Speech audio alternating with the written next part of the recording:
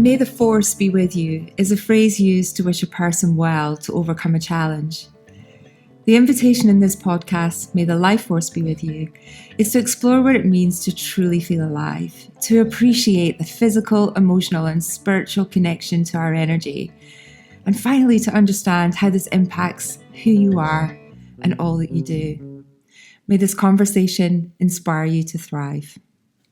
Hello. Hello. How are you today, Kahreela?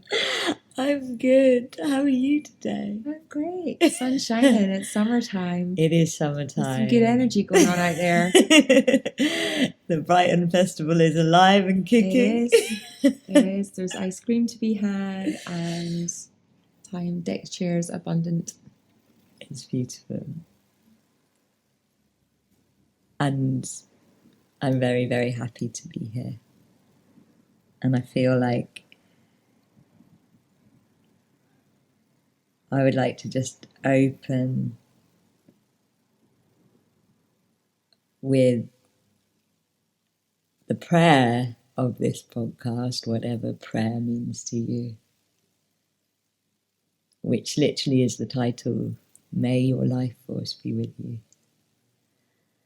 And our prayer, our intention is that whatever is said, whatever is expressed, helps your most precious and sacred resource, that is your life force energy, to be with you, inside you, flowing through you more.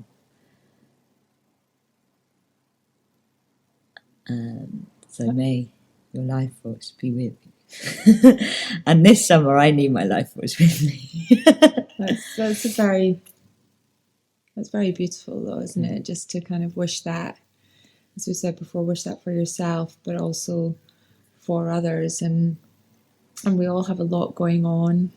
And, you know, summertime, people are out and about more, and there's a kind of pressure to be everywhere and to go everywhere. And I also feel that at this time of the year, there's also a pressure, you know, there's barbecues, there's different events going on all the time. It's quite hard to keep a routine when you have, I hope, lots of invitations. Obviously not for everybody. No. But there are more things to do outside and more things to experience. So it can be hard to kind of keep up what one might say a healthy routine, whatever that means. And to make sure, you know, we're doing the things that nourish us. Yeah, I you know, just before we pressed record, we were talking about our summers, and both of us have travel, very amazing summers. Yeah, very fortunate. I'm very grateful. But literally, my summer is like, I'm in Brighton for a few days, then I'm off doing a festival, then I'm in Brighton, then I'm over there, it's in and out so almost on a weekly basis for some of the summer. And then it's like a few weeks in and a few weeks out, and what we were saying was that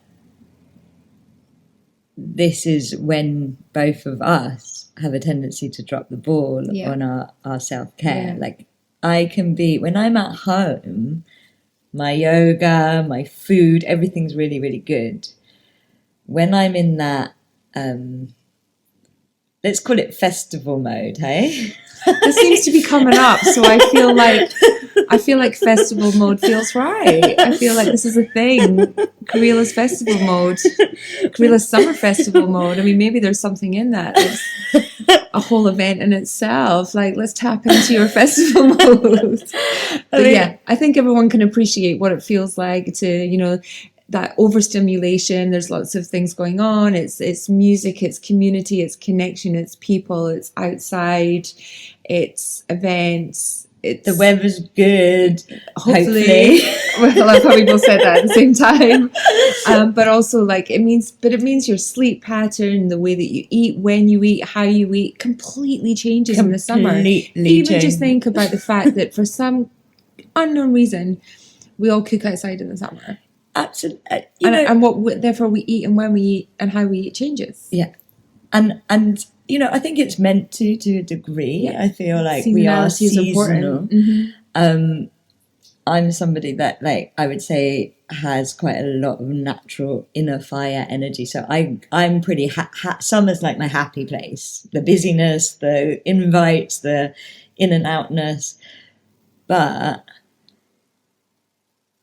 it does cause me to suddenly drop the ball on what I call the rituals of the body. And what I'm doing, what's interesting for me this summer is I'm running a course that's called Bodylove Deep Dive, which is about meeting yourself within the rituals of the body and meeting your self-love within the rituals of the body. And the rituals of the body, from the view of this course, are the basic rituals of eating, resting, exercising, and beautifying. And when I was called to do this course over this really busy time, you know, I'd already planned my summer, and then the short course was so revolutionary that people kind of asked for a longer journey. And I can't do a longer journey in the winter because we have a big course in the winter. And so I was like, can I put it in? Where can I fit it? Yeah. And I was like, solstice to equinox. It fits just there. And then I totally freaked out. And I was like, I can't do this. I can't do this. I'm too busy. I can't do this. And I work with spirit guides. And so the guide said, you absolutely need to do this then, because you need to look after you. And because this is where you will see, like this time where you're really busy and ungrounded and not in the same place and moving around, this is where you drop the ball on the rituals of the body. You're quite good when you're at home and have a routine and it's spacious. But when you're busy and out of routine, this is where the patterns that you need to see in your own self-care and self-love are going to come up. And give us some examples of rituals of the body and what it means to you, or perhaps what you hear or observe in others that come along and join the course, or that you speak to. So out of all of the many self-work or inner self adventures that I have held, I have never quite experienced how incredible meeting yourself and your self-love and how it operates as within the rituals of the body. Because the body does not lie. So you can be really good at what I now call Instagram self-love, which is stellar, yoga classes, affirmations, manifestations, smoothies, yes, healthy food bowls, yeah, all of it. You can be amazing at that, and yet actually when you actually look at what you're doing, the body can either be intentional or it can be habitual, and all of us are intentional. Sometimes when we're doing our Buddha bowls, we are definitely intentional, but the body is so your body is the bridge, that it's like the walking talking bridge that takes you from your past to your future. And our past and our trauma and our stories, they hide and they hang out in the habitual side of the body.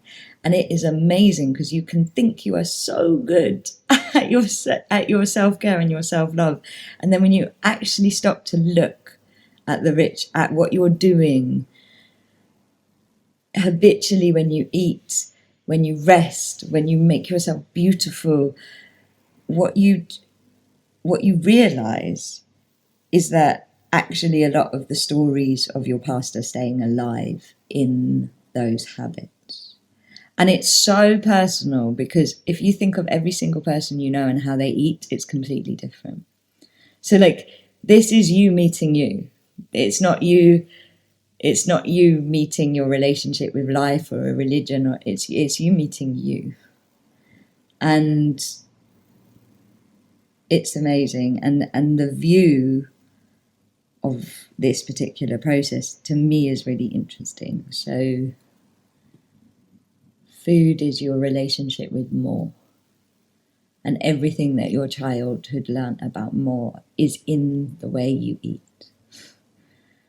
Everything that your ancestral body knows about more is also in the way you eat. Everything that your ego knows about more is in the way you eat. And it's all there. And so this is a way of like seeing what your relationship of more, with more is like.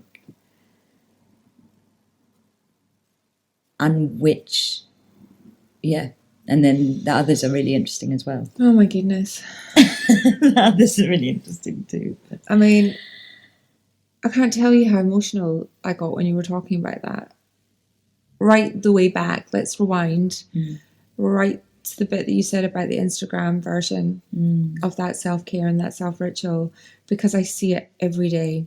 All the time. And how many times do you meet somebody, or you meet a friend of a friend, where you say, oh my God, so-and-so is doing fantastic. Or the other person will say, oh, I've just met person X and they're having a really hard time. And their Instagram tells a completely different story. Completely. And that makes me feel really sad every time, because it's just why are you posting? Why are you projecting a version that isn't true? Hell. Because what you're doing is actually unhealthy. It's not habitual. It's not got good intention. It's the complete opposite of everything that you've said. And I feel that so many people are trapped in that. So many. That it actually really, really makes me quite emotional, because I can see when you see people that have that trauma that they're still carrying, but they think because you're going to a sound bath or you're having a massage, which is great that you're doing that, brilliant, but that's adult self-care. Okay, no, but it's also a band-aid on a bursting dam, right? And there's just so many things that are wrapped up in that for me, because I see it. You talked about food there, yeah. And you see it in the behaviors of food, but you see it, like for me, 4 years sober, alcohol. Oh God, is a huge one for me, where people go, "It's okay, I'm fine," or I'm allowed to drink, and all these excuses and these reasons that we put behind our behaviors. That I go on a wellness retreat once a year, so I'm okay, or I've been to a sound bath. But what we haven't changed is behavior. Exactly. And it's my pet subject right now. this is why Bodylove came into being, because basically I was seeing people doing, me included, doing amazing self-work, and it wasn't integrating. It wasn't, the energy changes were not integrating. The medicines, the ceremonies, the manifestations were not integrating and embodying. And the guidance that I got was the reason they're not integrating and embodying is because if you want those things to come into embodiment, you have to adjust the rituals of the body to make room. Yeah. If you're still operating your trauma not every time you eat, but regularly when you're eating, then it doesn't matter how much ayahuasca you've drunk. It's still self-abuse. That's how this was the breakthrough for me, because I was like, I've done so much self-work. And when my guide said this, I felt like I slapped myself around the back of the head. And I was like, oh my God, I'm doing all of this self-care, investing loads of time and money into self-development, and yet I can still neglect and abuse myself when it comes to any of the 4 rituals. And then you get into it and you actually look at the archetype, some of the archetypal work we've done with the rituals is you're like, why is my chavy teenager dressing me? Why is that archetype within me sometimes dressing me because I'm premenstrual? That's so funny. It's like, but when you realise that like your one. traumatized, abandoned baby is sometimes eating for you, and you're like, I don't need, I don't want to take away from gong baths and all of the amazing things, but those things they are how adults love themselves. And actually, a lot of our trauma, a lot of our story comes from childhood. And at the end of the day, a very young, especially pre-verbal child, presence, mindfulness, these things don't teach that child love. It's like the only way you're Vacations, like trips away. That's not what the child needs. It's how that traumatized child in you receives love is through the rituals of the body. Mm-hmm. And that's how that part of you gets reparented. And you absolutely have to be compassionate with this. There isn't an end game with this. You're not suddenly going to go healthy. It's like you have to constantly be meeting yourself through the rituals of the body. And for example, like I said at the beginning, sometimes my happy time, me being off and about, is my happy place. Mm-hmm, me too. I would not consider myself as being unself-caring in those times because I'm happy and my dreams are manifesting and everything's good. Apart from the fact that I've gone into neglect patterns in terms of what my inner child might need in terms of rest and food. And, very likely that my chavy teenager is going to be dressing me. But the thing is what you repeat. The body is matter. What you repeat matters. And in terms of manifestation, in terms of integration, the only way that we can truly embody these new things is if we can reduce these very entrenched habits. Yeah. And that's and it's amazing to me because it's really made me understand that the self-love industry that I'm part of, you're part of it, really is leaving out something. And you don't, I know you don't, but like a lot of the industry, including a lot of my body of work until this came in, has been leaving out these rituals. And we can all go to a retreat and eat a really healthy diet on a retreat. It's like, what are you eating when you've only got half an hour lunch break? And how are you speaking to yourself? Mm-hmm. And understanding the rituals as well from, beauty is about how you hold your creative energy inside of you. So beauty is about your relationship with manifestation. That's why when you're looking good, you're in the flow. When you feel good, you got a little in your step. But this is also, every time we overdress, dress for the wrong reasons, abuse ourselves verbally, underdress, what we're doing is we're corrupting our creativity. We're distorting it, not holding it inside of us properly.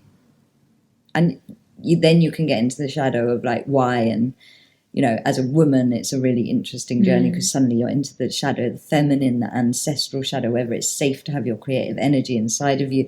It's amazing the reasons why we might dress down. Isn't it funny, like we don't I'm going to come back to a few things, but just thinking about how people dress, I mean, it is such a external signal as to someone's past, their mind, and their current state, and their emotional state, and also what they want to be seen as, and what they're willing to allow people to be, to see them as. And so, how often do you see someone that's maybe friend that's maybe had a bit of a hard time, or they're a bit stressed, and you'll say, gosh, they look terrible, or gosh, what were they wearing, but that's all a reflection of of that self talk in that moment, an expression of, you can almost see what people are carrying around in the way that they hold themselves, present themselves, and what they wear. So that's, I'm not saying, look out, but I actually think that's something that's wrong with society today. I'm going to go there. Post-COVID, we've become sloppy. We have, because I think that there's more energy available to us now, and we don't know how to hold it. Beauty's about, specifically from this view, beauty, the feeling of beauty is the feeling of your life force energy coming into you. When we see something beautiful, what we are experiencing is our life force energy coming in. Feeling beautiful is holding your life force energy inside of you. And I don't think that we know how to hold the energy of this new post-coronavirus world. And so, yes, there is the kind of 3D reason why we've got sloppy, but I also think it's that we're not used to these new energy levels, and our response when we don't feel we can handle holding something is to play down, especially when that surge of energy feels dangerous, which I change, danger, and this isn't to say that there isn't a standard of beauty. Beauty is what you feel beautiful. Yeah. And actually you can go the other way in body love and be wearing a lot of masks. That isn't about feeling beautiful any more than looking shabby. That's where I wonder, you've kind of got the two extremes as you walk around, right? You've got I'm wearing my pajamas, I haven't washed my hair for a month, and I just don't give a shit. Yeah. Right? You've got that version of someone projecting how, for me, it's self-love and self-worth, like how you project to the world. Yeah. I kind of wish we could go back to Victorian days and wear fabulous hats, but that's just me. You can, though. I can. I live in Brighton. I probably could, actually. You definitely it'd be quite hot. But anyway. And then you have the other version where this, real obsession about that, whatever that perfect form is, where you see the artificial version of beauty. Yeah. And that's both online and, let's come back to our Instagram selfies and that projection of this is what I am and this is what I represent, when it's not. It's not what's in your mind. It's not reality. It's not your real life. It's not even how you look. I actually had some AI photos done of me last week. I'll show you them later. Like, look nothing like me whatsoever. Wow. Which is quite interesting, but that's the kind of, we're not representing our true selves at all. And so you've got this, the kind of sloppy Joe PJ side of the world, and then you've got the artificial pumped up, and both of them are masks. Yeah, both of them. I worry that, again, when you talk about the self-love and in society what we deem that to be, and yes, there's the instant that, like, all those little rituals are great in isolation, and who are we to say that if you get your lips filled you don't feel better and that's made your life complete? No, right? Go for it if it makes you feel beautiful. But for me, the key thing is really that, and it comes back down to the habit that you mentioned right at the very start, is that consistency and that clarity of why you're doing something. The why is the difference between you being unconsciously in the body is the habitual consciousness. Yeah. So like beauty is a particularly interesting subject in these rituals, and I feel like it's because beauty is about you feeling beautiful, but not to others. It's not about if you're doing it to fit a standard, if you're doing it for because you can't make anybody feel a certain way. No, then you're losing your energy to those standards. You're losing those. And if you're in the opposite way, which to me is more where I go, but it's like a rebellion. So it's like I don't care.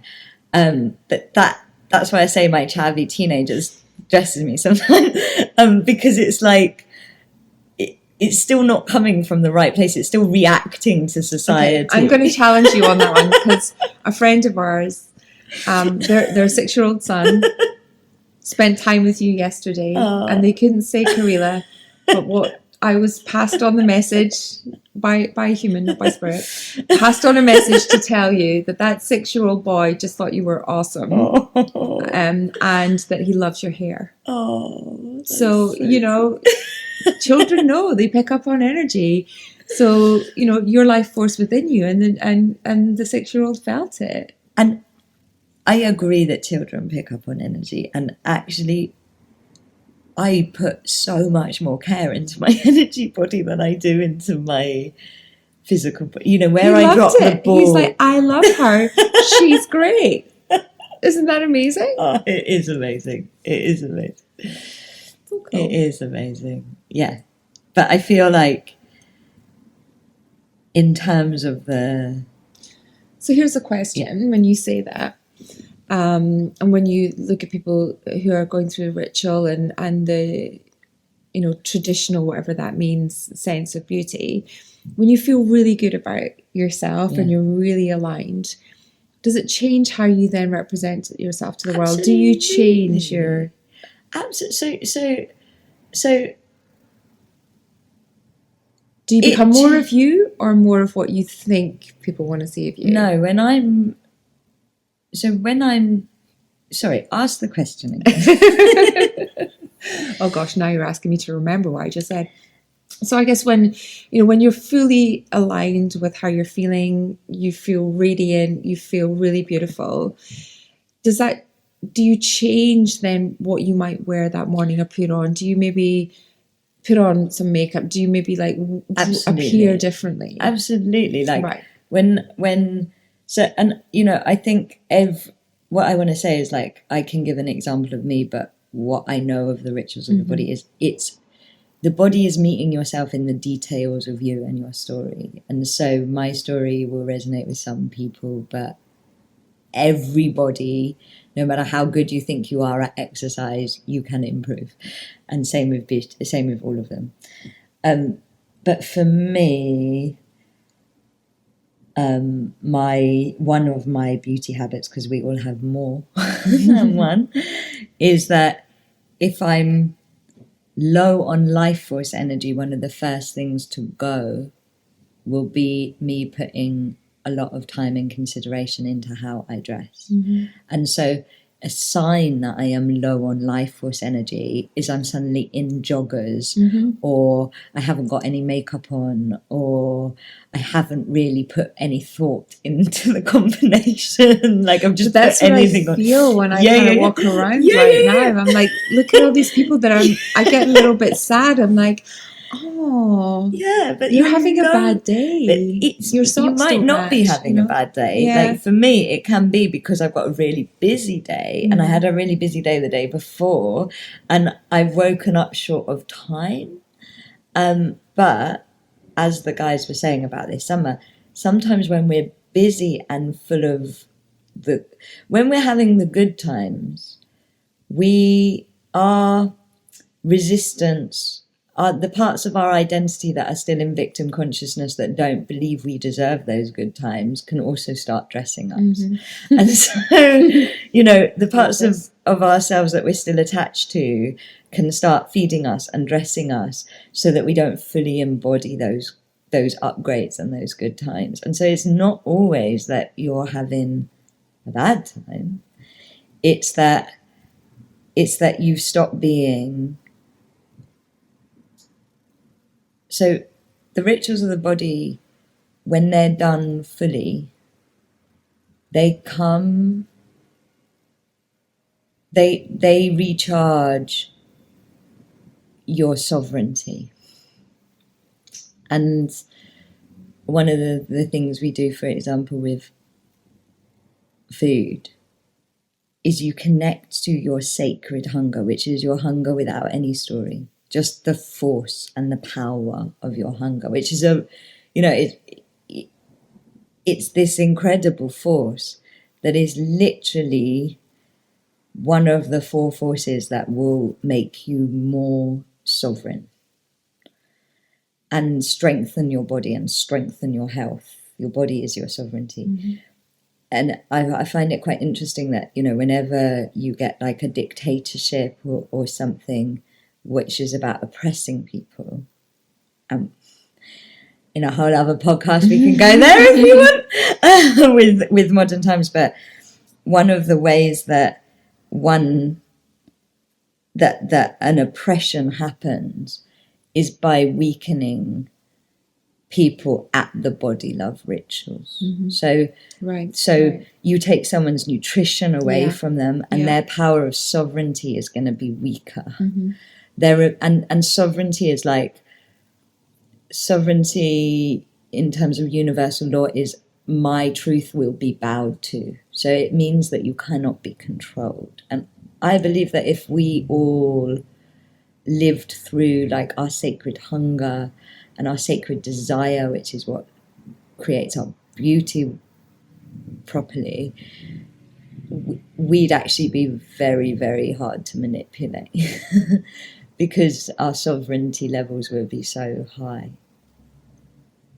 No, I really feel that, and you just touched on something there that is a little bit of a soapbox belief of mine, and that is when I look around and I see people that have a low energy state projected to me. My way of interpreting that is how they might dress or present themselves, so their walk, their gait, their posture, you know, whether they look up or not, whether their heads are down.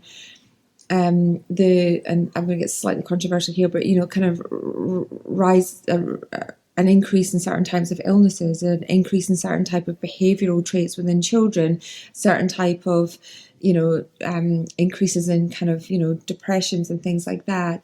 I have a strongly held belief that our food is at the root of those behavioral changes over the last 50, 60, 100 years, because we eat so much processed manufactured food. Do we truly know what we are consuming? No. And what's thank you. We don't. No. But we don't question it. And, you know, I know that I feel better when I cook for myself and it's whole foods, but I don't even know where, you know, my tomatoes come from half the time. Like we've kind of outsourced probably our biggest, well, our only fuel consumption source to other people and handed it over to big corps and farmers that we have zero idea what's in there, and the long-term impact on ourselves, our children, our next children. Like, I believe that, you know, our generation now is a product of what people ate in like the 1930s. And that was a very organic diet. No, because the body is long term. Yeah, it's our ancestral blood is in us as well. And also, I feel like one of the things that's really sad about what's happened to food is we've lost the human touch. Like, I believe that that love comes we were food. also meant to be receiving the love that went into tending to the land, the love that went into the preparation, and so we're Community. consuming so much less love. And I believe that's why we're potentially living in a world where we see less love. I don't know if there is less love, but it does feel like the world. It kind of feels like it, doesn't it? It does sometimes? feel like. I mean, let's just not beat around the bush. Yeah, it does feel like there's less. Yeah, there's less love in terms of human transaction with each other. And not the Instagram version. No. We're not talking selfies and heart emojis here. We're talking about about the true compassion, unconditional support, community.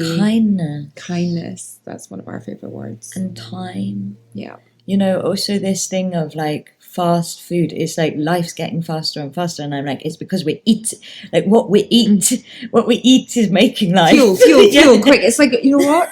I love my Formula One. It's like we pit stop. Yeah. And there's no thoughtfulness behind what goes in. I know. And how we do it is like, you know, I need this right now. I'm going to pit stop and I'm out again. And our bodies aren't supposed to work that way. No. Our spirit's not supposed to work that way.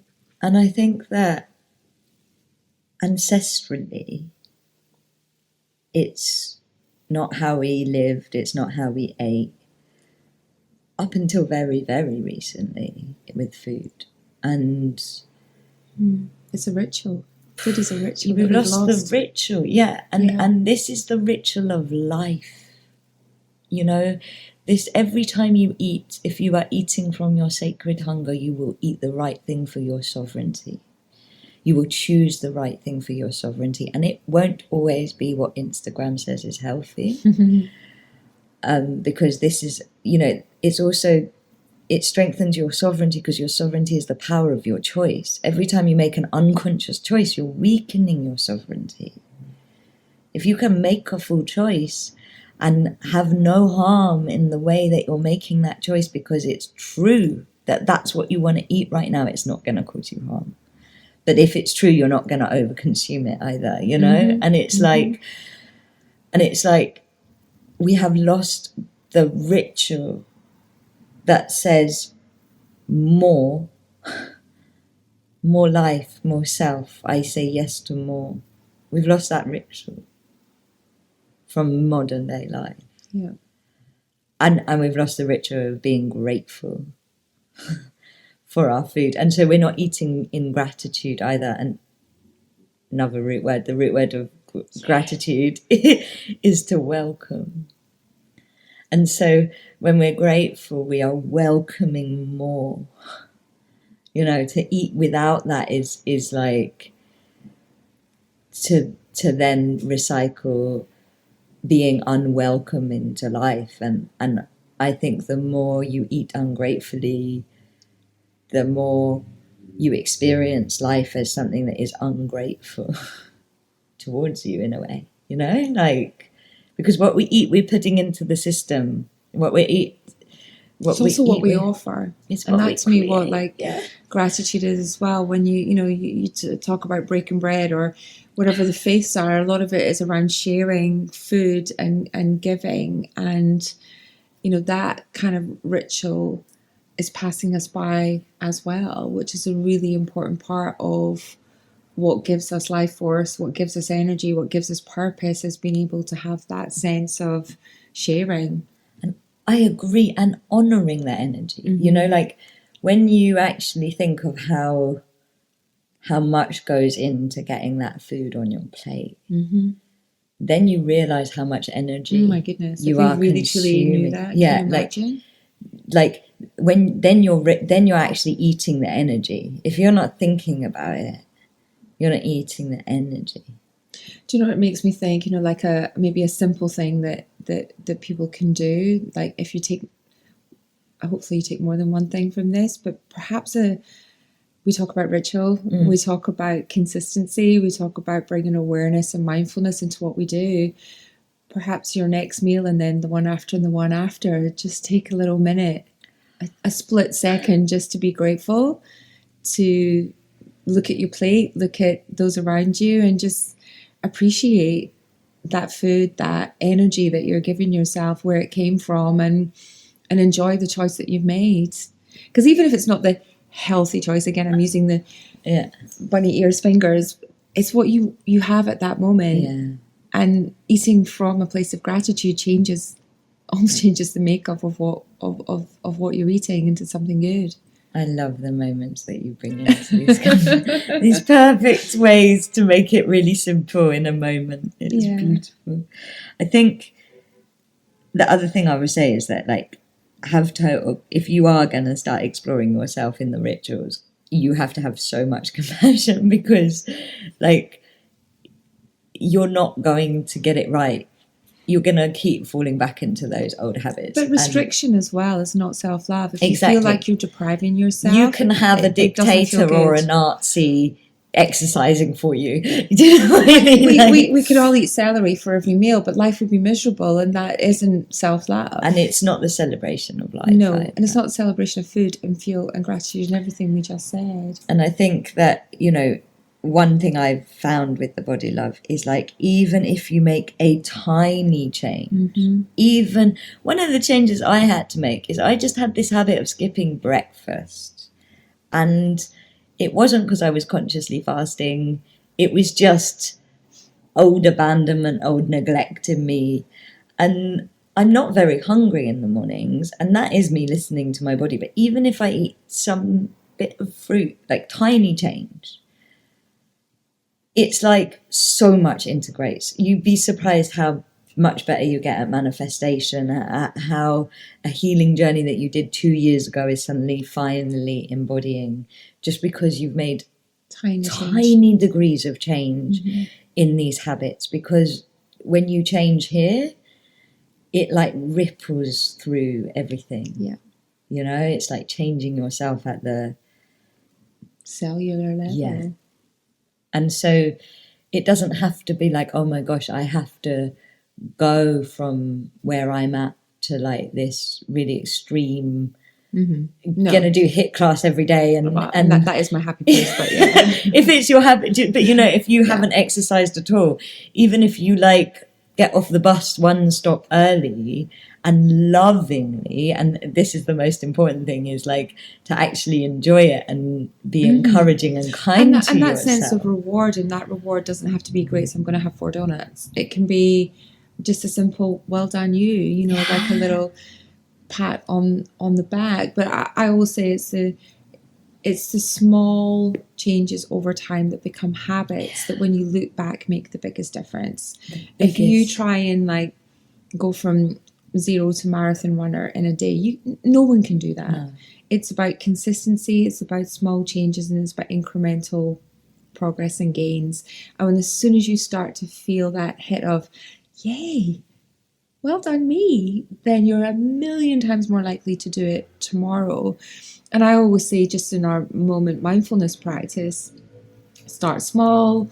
You know, nobody meditates for 10 hours straight off. Nobody really meditates for 10 hours straight, like regardless of what Instagram says. Let's not go back there. It's not humanly possible. But anyway, it's just these small changes over time that made the big difference. And, you know, you don't eat one salad and expect to be the healthy lifestyle the rest of your life. It's making those tiny little tweaks every day that will help nourish you, feed you, and make you feel better in the long run. And even if you don't eat healthy, if you can just be kind to yourself and not also verbally abuse yourself, then you've made a change. You know, like that's how minimal the change can be. Is like even just not being in the pattern of verbal abuse because you've done a pattern or you've made a choice. I truly believe that that's why, again, might be controversial, but it's my held view that people get stuck in that kind of, weight loss yo-yo because what they haven't addressed is that self-talk. And so it's like, I'm going to go through a period of deprivation where I'm motivated to do a thing, reach a goal, but what they're haven't been motivated to do is to kind of make that long-term change of life. And Alex and I at Moment talk about the difference between health span and lifespan. Yeah, I love that. You know, you talk about longevity of life, but actually what we really want is longevity of health. Yeah. And the closer you can get your lifespan to your health span, that's the goal. You've right? got it. That's the life goal. It's having those two things connected. What to me sounds like a not life well lived is when you might have a long life, but your health span is very short. And no, I don't wish that for anyone, and no one wishes that for themselves. So what are the small things that we can do that we think about our health span over our lifespan? I mean, that's it, isn't it? And I love the bust and boom you've brought in about health, because in these rituals there is a lot of bust and boom, which shows you that your relationship with yourself is bust and boom. If you bust and boom when you exercise is faith. It's about your faith in yourself, your belief in yourself. So how you exercise shows you how you believe in yourself. And a lot of people bust and boom with exercise because they have moments of believing in themselves and then moments of booming and not believing, you know? And so, and well, how many times do people fall off their wagon that they loved, and then they go, oh, I can't, it's too hard to go back, or oh, I've let it slip, so I can't do it again, when actually a couple of times they're like, whee, and back on the merry-go-round. And it will bring you out of the I can't. Like if you're feeling low on self-belief, the best thing you can go and do is exercise, regardless of if you've exercised at all in the last 6 months. Like, exercise boosts your endorphins, your self-belief, serotonin, and so. But I love that you brought the bust and boom up, because I believe that happens when we're not looking at the reason why there's a part of us that is self-destructive. You know, the part of us that learnt pain, that learnt trauma, that learnt neglect, cannot be neglected just because you've decided to get healthy.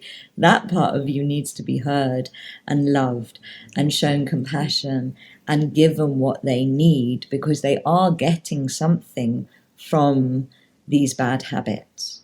And until you can give that part of you what it's getting from those bad habits are going to come back. It doesn't matter how good your willpower is. And that's where the self-inquiry is often missing in the diets and the regimes and the, you know, that's where the mindfulness, in a way. Like, as I said before, 100%, this is my whole belief, that once you recognize your habits and you understand why, then you know that there's a pattern there that you can try, you know, you can work on to change and to understand the root of it. And it's only once you do that can you really create behavioral change for good, that then means that these, you know, sometimes perceived hard things to overcome become just how you go about your day, because they become good habits. So my chavy teenager, I'm going to give this example because when I was a teenager, I think she needs like a name. I was wild, and I left home early and was being naughty in every sense of the word, and really in a like hormonal state of mania, and doing lots and lots of things that were very, very unsafe. And so that part of me developed to, you know, when you're in that state and you're putting yourself in lots of dangerous situations, you learn the protection of also being able to hide and hide your sexual energy when you are a young woman, not even really a woman, putting yourself in lots of dangerous situations. You learn to use your sexual energy and you learn to hide your sexual energy. And you hide your sexual energy by dressing miscoordinated and in a like disheveled way. And why I'm sharing this is because that side of me that comes out when maybe I'm a bit overwhelmed by how much energy is happening and all of the good stuff is happening, that part of me doesn't need me to ignore it and just force on a load of makeup. That part of me needs me to hear that it's not safe and needs compassion and reassurance and time and kindness, and to be coaxed out into a way that is comfortable to be embodied with this more energy. Because that part of me is scared. And that's what I think we miss quite often in these rituals, is we just get really upset with ourselves, as opposed to going, wait a minute, why? My abandoned baby or my traumatized 3-year-old has just eaten 3 cakes.